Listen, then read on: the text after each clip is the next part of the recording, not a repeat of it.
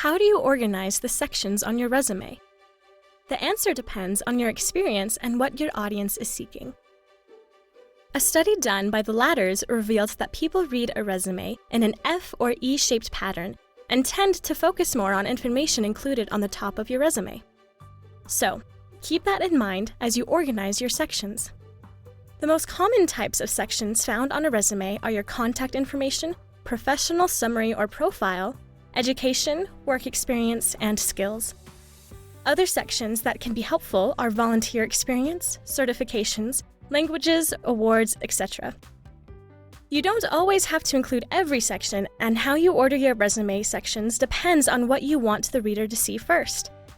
There isn't a right or wrong way to do it, so always consider who your audience is and what they want to know about a candidate.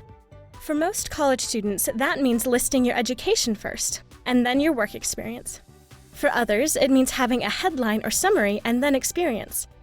Whatever you choose, make sure it communicates your value in the best possible way to the reader. In each section, you should always list your most recent experience first.